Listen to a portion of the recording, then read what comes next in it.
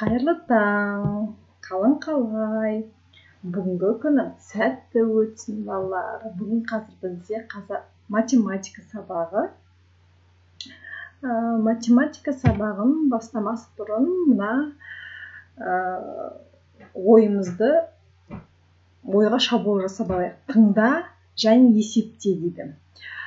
Көріп тұрғандарыңыздай екі бос түргөз тұр. Бос түргөздің орнына мен қазір шапалақтаймын. Екеуін бір-біріне қосасыздар. Яғни шапалақ санын екінші шапалақ санына қосасыздар. Ал көрейік. Нәтижесінде неше шықты? 4 шықты. Өте жақсы, жарайсыздар. Енді шапшаңдатып көрейін. Тағы да 4 шықты. Өте жақсы.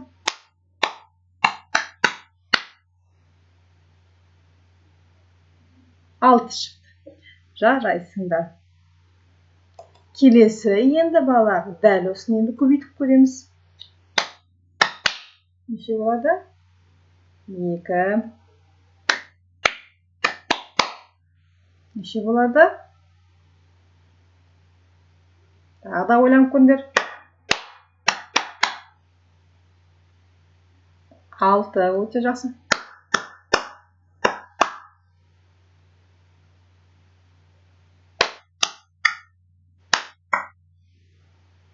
Екеуін орнын ауыстырдым, яғни 6 болды қайтадан.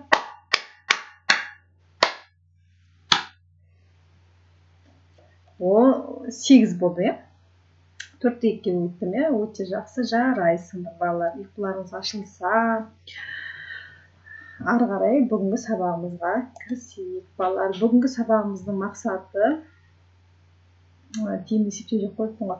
Балалар, бүгінгі сабағымның мақсаты екі амалдан артық жақшалы және жақшасыз санды өрнектерді салыстыру. Енді бүгін осыдан шыққан біздің мақсатымыз, балалар, біздің сіздің мақсатымыз жақшалы және жақшасыз өрнектерді дұрыс шығару, амалдардың орындалу тәртібін дұрыс анықтап, есептерді қатесіз шығару. Балалар, енді мақсатымызға қол жеткізу үшін келесі тапсырмаларды орындауды ұсынамын, балалар. Ол үшін сіздердің оқулықтарыңыздағы 12-ші бетте номер 1-ші есепке назар аударыңыздар, қараңыздар. Дескриптор бұған. Бірінші сіздер өрнектердің амалдарын орындалу ретін анықтайсыңдар, мәнін табасыңдар, сәйкесін белгілейсіңдер, балалар. Бұл тапсырманы дәл қазір видеоны стопқа қоя тұрып, осы тапсырманы орындай беруге болады, балалар. Яғни өрнектердің амалдарын орындалу тәртібін анықтайсыңдар, мәнін табасыңдар, сәйкес суретті сәйкестендіресіңдер. Келесі сіздердегі тапсырма 13-ші беттегі номер 2. Бұл жерде, балалар, есептемейміз. Есептеудің қажеті жоқ. Тек қана көзбен көріп, артық кем таңбасын қоямыз. Мысалы, 9-ды 4-ке көбейткен артық па, немесе 9-ды 3 рет өз-өзіне қосқан артық па? Қалай ойлайсыңдар? 9-ды 4-ке көбейткен артық, яғни артық таңбасын қоямыз. Себебі 9-ды 4-ке көбейткен, 9-ды 3 рет көбейткеннен артық тау екен. Мысал қараңыздар, мына жерде 1, 2, 3, 4, 5, 6, 7, 8, 3 тұр. 8-ді 3-ке көбейткен. Бұл жерде қандай таңба болуы мүмкін? Ойланып, таңбаларыңызды қойып, есептеңіздер. Өз салыстыруыңды және маған түсіндіресіздер, балалар. Енді келесі, балалар, бұл біздің мақсатымызға қол жеткізетін тапсырма, балалар. Бұл бізде мына берілген өрнектерден теңсіздіктер құрастыруыңыз керек. Яғни артық кем таңбасын қоюыңыз керек. Бұған жету үшін бірінші сіздер амалдардың орындалу ретін біліп алуларыңыз керек. тәртібін белгілеуіміз керек, мәнін табуымыз керек. Сосын барып артық кем таңбасын қоямыз. Мысалы, мынаны салыстыратын болсақ, мынаны есептеп аламыз, мынау өрнекті, содан кейін мынау өрнекті есептеп алып, артық болса қайсысының мәні көп, сол яғни артық болса, артық болса артық, кем болса кем таңбасын қоямыз, балалар. Осындай тапсырманы орындап болғаннан кейін, балалар, келесі балалар шығармашылық жұмыс. Бұл жерде балалар мына төркөзде көріп байқап тұрсаңыздар, сан жоқ. Бұл жерге санды өздеріңіз қоясыздар. Өздеріңіз бұл осы өрнекке сәйкес келетін сандарды қойып, сандарыңыз балалар 10 көлемінде болсын. Одан жоғары сандар алмаңыздар. Әзірше сіздерге бұл ауыр болады. Сол себептен тек қана 1-ден 10 көлеміндегі сандарды алсаңыздар болады. Бұдан 1 істеулеріңізге болады, 2 істеуіңізге болады, немесе 3 істеуіңізге болады. Өз қалауыңыз бойынша, балалар.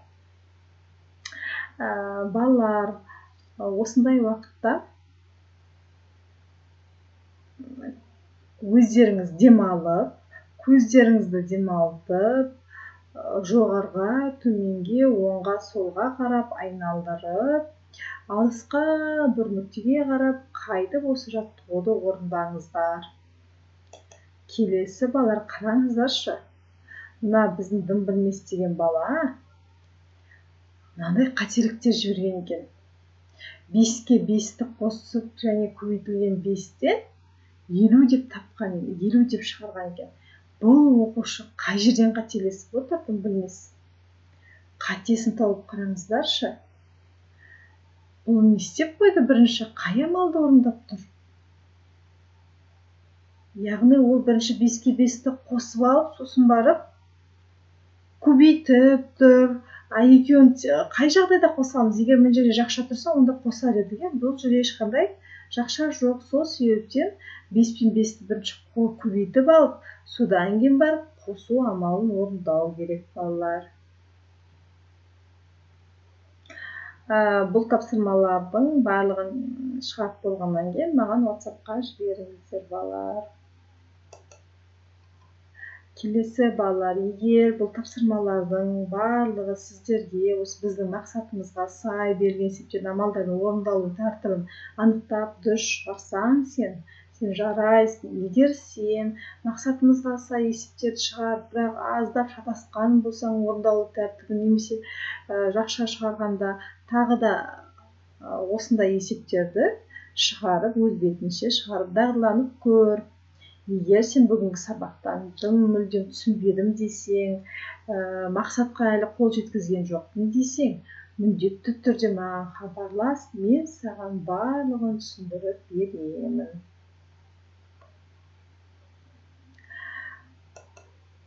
Үйге тапсырма кітаптағы номер 4 және номер 5 тапсырмалар. Жарайсыңдар, балалар, бүгінгі сабаққа сіздер өте жақсы қатыстыңыздар. Сау болыңыздар.